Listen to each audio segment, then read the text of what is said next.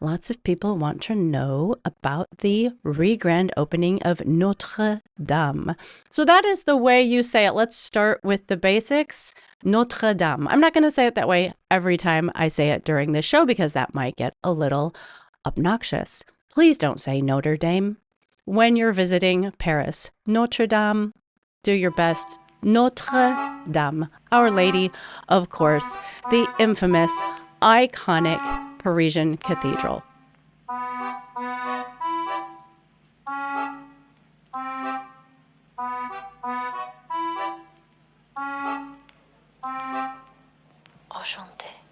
Hello, lovelies. Welcome to Paris with Angela, the podcast for Paris lovers and trip planners. It's been a few weeks. I'm back. Summer is just about over, and in our house, we're ramping up for fall, getting ready to start our school season, getting ready to close down the garden. And of course, I have another trip to Paris in just about 4 weeks. So if you're brand new to this podcast, my name is Angela. I've been on social media for the last almost 20 years as Parisian farm girl, Parisienne farm girl. You can follow the blog. You can follow that YouTube channel. Twice a year, I lead tours in Paris, and I help people plan their trips to Paris as well. I'm really excited about this trip.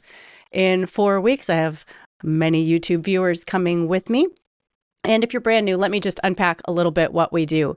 Because of my Parisian Farm Girl platform, a lot of what I share is French-inspired living. We're turning our home into a very French farmhouse style home full of a lot of antiques. So my trips currently are flea market focused.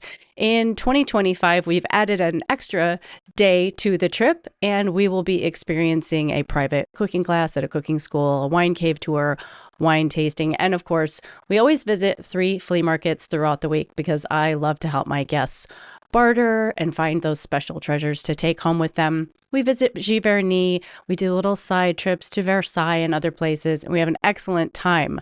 Those trips for 2025 are half sold out. So I take 8 people for 2 weeks in a row.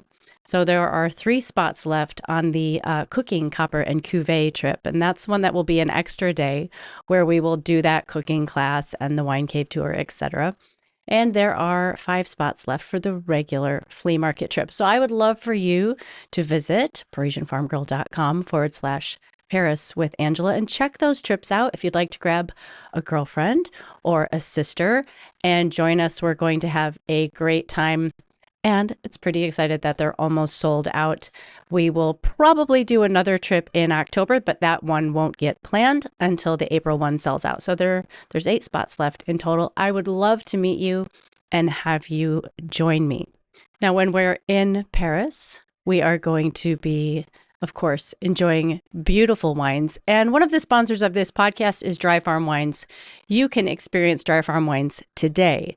Biodynamic wines are becoming really popular around Paris. There's a few biodynamic wine bars that have popped up. Dry Farm Wines is an organic and biodynamic wine importer that brings you wine from small family farms and chateaux all across France. There's no added sugar, no GMO yeast, no food coloring.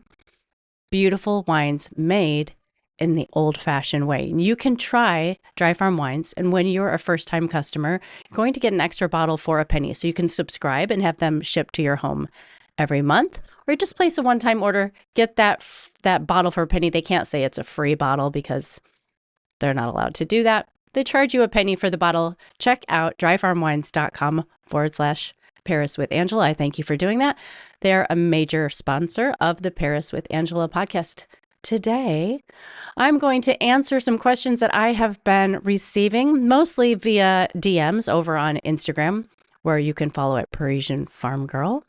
Lots of people want to know about the re-grand opening of Notre Dame. So that is the way you say it. Let's start with the basics. Notre Dame. I'm not going to say it that way every time I say it during this show because that might get a little obnoxious. Please don't say Notre Dame. When you're visiting Paris, Notre Dame, do your best. Notre Dame, Our Lady, of course, the infamous, iconic Parisian cathedral.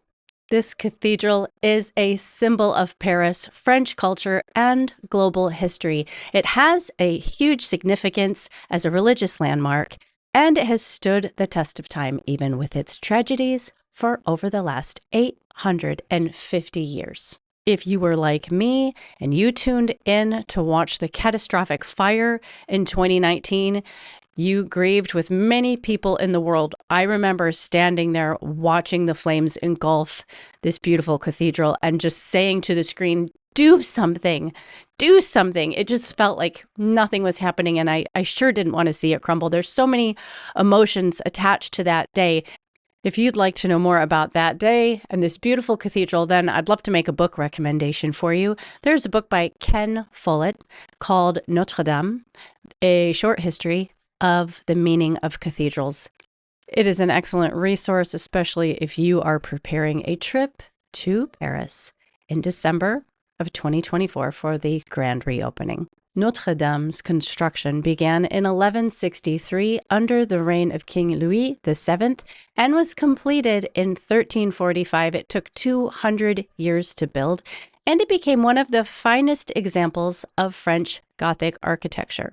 We all know, we are all probably familiar with those iconic architectural pieces and features like flying buttresses, the ribbed vaults, and the 3 stunning rose windows, which were technological masterpieces at the time. Not only were these elements beautiful and magnificent, but they are a key part of the structural integrity and ethereal beauty of the cathedral. We know it's been said the cathedral houses famous relics, like an original piece of the crown of thorns and the true cross, and it has drawn pilgrims there for that reason for centuries. Notre Dame has been the stage for many historical events over the years, many, of course, including the coronation of Emperor Napoleon Bonaparte in 1804, the beatification of Joan of Arc in 1909, and, of course, when its bells tolled in the celebration of the liberation of Paris in 1944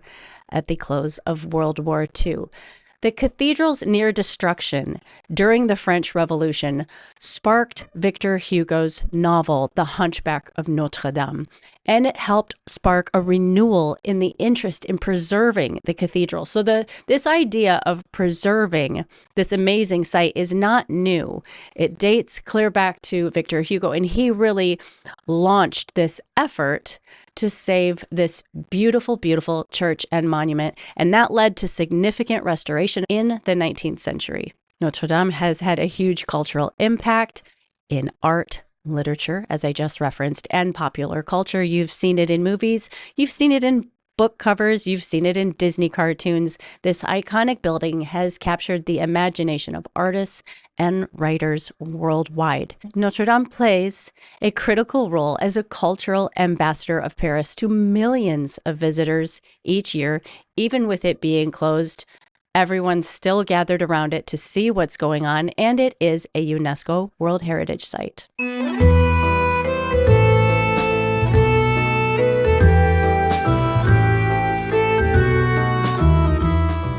We all remember that day, April 15th, 2019, while the world watched in horror as Notre Dame was engulfed in flames. The fire spread rapidly, which led to the collapse of the 19th century spire and the destruction of much of the cathedral's roof. The cause of the fire is still under investigation, with possible links to electrical short circuits or human error. There was an outpouring of grief and solidarity at that time from the world. As the world looked on and watched what was happening, it became even more obvious that this beautiful church has a deep spiritual, cultural, and emotional significance for people worldwide. There was a heroic effort by firefighters who managed to save the main structure, miraculously including the 2 twin towers and the rose window from complete destruction. The importance of preserving many of the relics and artworks housed in the cathedral cannot be underestimated. There is such an importance on preserving those relics and artwork for France. This is Notre Dame, Our Lady. There was a dramatic rescue of the crown of thorns and other religious artifacts by emergency responders. Really, really just incredible. And the response to what happened was global. It was worldwide, from fundraising campaigns to international experts offering help in the restoration efforts. And if you choose to read that book by Ken Follett, you will see that he was immediately reached out to because of his knowledge of how the cathedrals were built at that time. And he really, really gives you some great insight into the structure and what was actually happening inside. It's really, really an excellent book. I would definitely add that to your list as you're planning your trip to Paris. There were multiple donations coming in over the last many years from French billionaires and other significant contributors. One of the reasons we all get to celebrate this December when it reopens. Of course, undertaking the restoration of this monument was a huge, huge effort. There was a comprehensive restoration that began immediately after the fire to focus on stabilizing the structure and preventing further damage. There were many unique challenges that the restoration teams faced, including replicating medieval construction techniques while incorporating modern technology. For example, detailed work went into recreating the spire, which was originally designed by Eugène Viollet-le-Duc in the 19th century. International collaborations between architects, artists, historians have taken place in an effort to bring Notre Dame back to its grandeur. They've sourced materials such as the oak for the roof beams, for example, and that led to the spire, and they were sourced to ensure historical accuracy. So much detailed work has gone in to bringing Our Lady back to being a site that we can all visit and worship in and enjoy. Modern technology has played a crucial role in this restoration. 3D scans of the cathedral taken years before the fire have provided invaluable blueprints for the reconstruction. And we have, of course, things that we didn't have. The use of drones and the advances in scaffolding systems that have allowed workers to safely navigate this detailed construction. So these technological advances, these advantages that we have today, as opposed to hundreds of years ago, have really allowed to speed up the process in the restoration project. Now, like me, if you are visiting Paris this year before the cathedral opens, you can still find your own ways to enjoy it. For the best views of Notre Dame, you can visit the Pont de l'Archevêché or the Square Jean the 12th. And I will link and list these names in the show notes so you can easily access them and look them up on your maps of Paris. Type them into your Maps app. When you're there, it'll take you right there. I would also suggest visiting the Île de la Cité, which is a small island on which Notre Dame sits. You can soak in the atmosphere. It's a very, very pleasant atmosphere over in that area. Have dinner at the Seine, which is right nearby. That's one of my favorite restaurants, and enjoy the beautiful Seine views. I would also recommend that you enjoy a virtual reality tour of Notre Dame, which is available for you before the tour opens. You can marvel at the fascinating cathedral from a unique perspective. You can witness an innovative virtual reality show right in the heart of Paris. Discover the centuries-old history, even more of what we're covering today, of this world-famous handmark. And it's absolutely mesmerizing, the realistic 3D recreation of the original building. And it really allows you to take advantage of experiencing it if you can experience it. Not all of us are going to go next year in 2025, and not all of us are going to make it there in December for the grand reopening. I know many of you have trips planned for the fall. Fall's an ideal time to visit Paris, and it is disappointing that it won't be done, but there are definitely ways that you can experience the cathedral and still enjoy its beauty. I will put links in this video description and in the show notes of how to get tickets to that virtual reality experience. You can also enjoy the cathedral by visiting nearby museums such as the Crypte Archéologique de l'Île de la Cité, which features exhibitions on Notre Dame's history and the ongoing restoration projects. And there may be public events or gatherings held near the cathedral when you're visiting, such as open-air masses or cultural performances that allow you to connect with Notre Dame, even while it's under construction. During the restoration process, masses for occasions such as Easter and Christmas have been held outdoors near the cathedral, allowing the faithful to remain connected to Notre Dame's spiritual heritage during the restoration process.